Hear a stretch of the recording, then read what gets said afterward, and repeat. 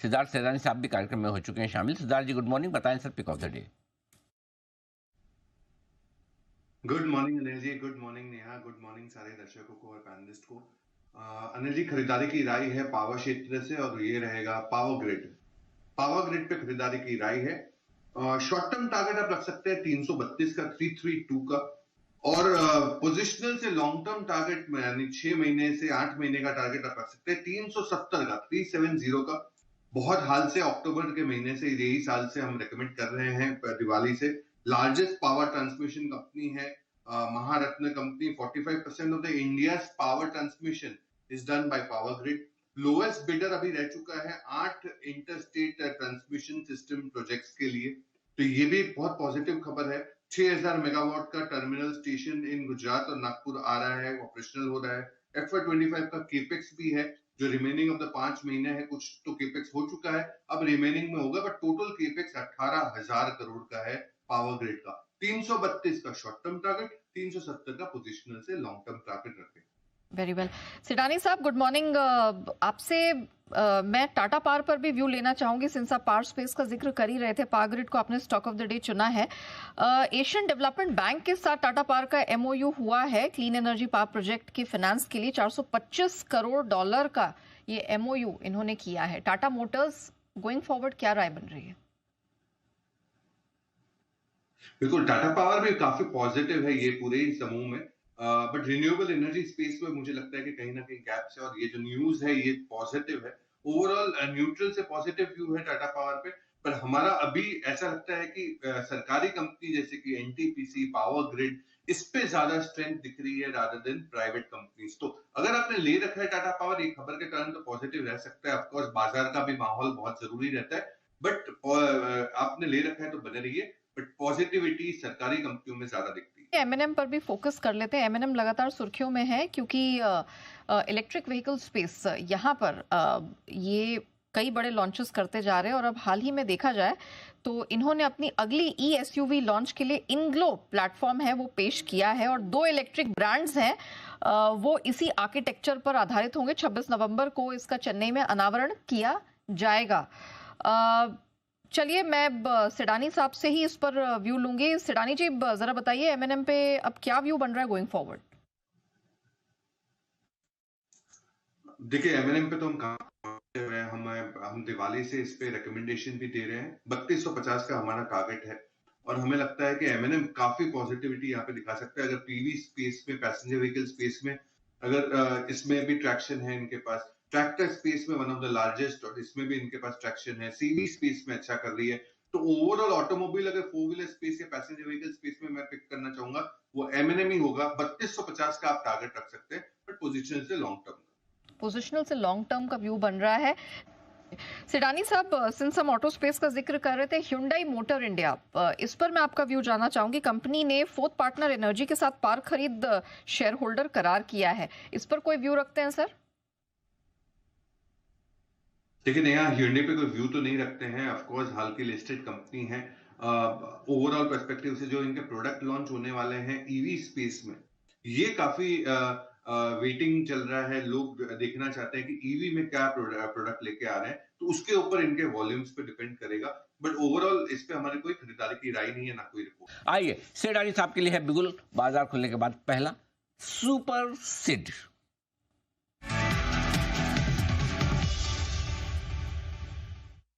सिद्धार्थ जी बताएं sir. Ji thank you, आपको ही दूंगा क्योंकि आपने ही अभी चर्चा की, इस पे लीड है, आपने ही दी है। एम्फेसिस, मिड कैप IT की कंपनी एम्फेसिस पे खरीदारी की राय है। शॉर्ट टर्म टारगेट 3000 का, पोजिशनल टारगेट 3300 रुपए का, 3300 का, दोनों ही राउंड टोटल टारगेट है। जनवरी 2021 से हम रेकमेंड करते हैं आ रहे हैं इसे। डिस्क्लेमर, आज की जो खबर है, ऑफिशियल डिजिटल पार्टनर बना है मनीग्राम F1 टीम के साथ, तो ये एक पॉजिटिव खबर है। साथ ही साथ अगर देखा जाए तो स्टॉक काफी बेहतरीन है। ओवरऑल जो ROE है करीबन 21% का है। दूसरे तिमाही का जो डॉलर रेवेन्यू ग्रोथ है वो भी 2.7% QOQ देखा गया, और गाइडेंस जो कंपनी दे रही है FY25 का EBIT का, वो 14.6% से 16% का दे रही है। क्लाइंट के सेंटिमेंट्स में ऑफ कोर्स अपटिक आ रहे हैं। हो सकता है कि आने वाले साल में एक कॉर्पोरेट टैक्स की कटौती हो सके, ऐसे अनुमान लगाए जा रहे हैं अमेरिका में। ये भी एक पॉजिटिव रह सकता है। Total contract value to revenue भी काफी स्ट्रांग है और 10% आई सीएजीआर से ग्रो हो सकती है। एम्फोसिस की बेहतरीन कंपनी है, इस पे खरीदारी कर सकते हैं। शॉर्ट टर्म टारगेट 3000 का, पोजिशनल टारगेट 3300 रुपए।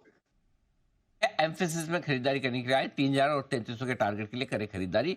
राय आपके लिए आती हुई सिद्धार्थ जी की तरफ से। बिल्कुल सिडानी साहब के लिए सुपर सेट।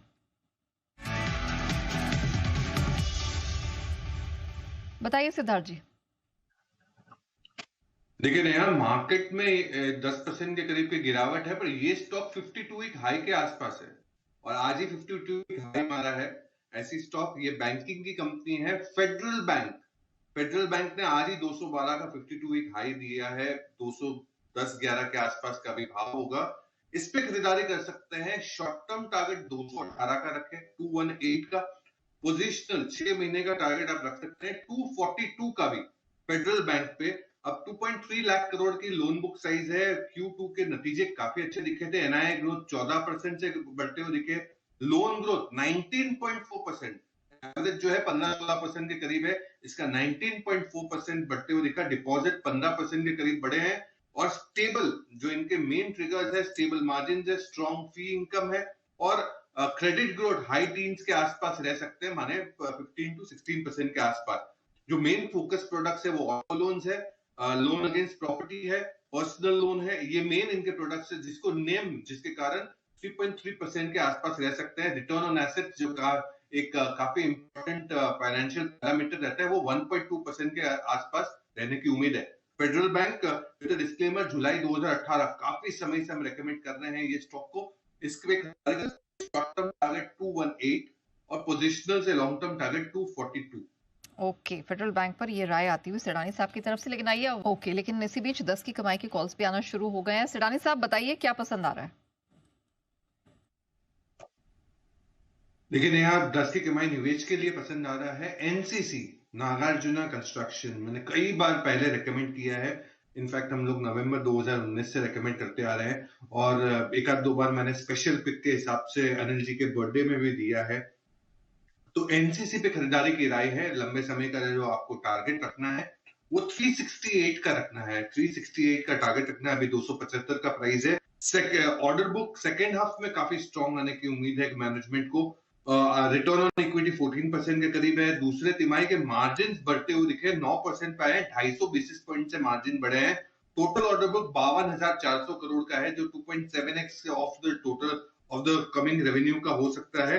एग्जीक्यूशन काफी स्ट्रॉन्ग है, रोबस्ट है, जिसमें से इन्होंने रूरल ड्रिंकिंग वाटर सप्लाईज के जो ऑर्डर्स है उसके एग्जीक्यूशन बहुत बेहतरीन किए हैं। मैनेजमेंट उम्मीद कर रही है FY25 में 20 से 22 हजार करोड़ के टोटल ऑर्डर्स आ जाएंगे। मैनेजमेंट ये भी देख रही है कि ऑर्डर्स और स्ट्रॉन्ग वर्टिकल्स जो है वहां पे बहुत अच्छे आ रहे हैं। 15% की आई ग्रोथ की है और गाइडेंस दे रही है मैनेजमेंट। और साथ ही साथ आने वाले समय में जो केपेक्स भी है वो 250 करोड़ का है। एनसीसी एग्जीक्यूशन बहुत जरूरी होता है इंफ्रा कंपनी में, जिनमें से एनसीसी का बेहतरीन है। इस पे खरीदारी कर सकते हैं। 1 साल का नजरिया, 368 का टारगेट। ओके, तो ये है आपके लिए राय एनसीसी लिमिटेड पर आते हुए इस वक्त। आइए, 390 पॉइंट ऊपर सेंसेक्स है, 275 पॉइंट ऊपर बैंक निफ्टी है। Mid cap small cap share हल्के हरे निशान में। विदा लेने का है तो उससे पहले देंगे धन्यवाद। धन्यवाद बनता है पहले मोहिल कोठारी साहब का और साथ ही अमृतसर का SPL के लिए, और बाकी का बड़ा धन्यवाद बनता है कुणाल जी, राकेश जी वागले साहब के लिए लंबी इनिंग खेलने का, और साथ ही जय ठक्कर, सचिदानंद उत्तेकर साहब और राजेश पालिया साहब का भी विशेष दिल से आभार आज हमारा साथ देने के लिए। हफ्ते का है आखिरी दिन, आखिरी 1.5 घंटे होगा बेहद इंटरेस्टिंग। हम आपसे करेंगे फिर मुलाकात। फिलहाल इस शो में हमें दीजिए इजाजत।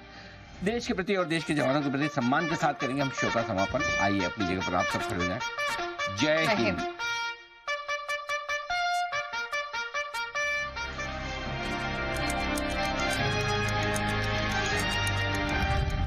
Investments in securities is subject to market risk. Read all the related documents carefully before investing. This data is from our research report coverage. Investment in securities market are subject to market risks. Read all the related documents carefully before investing.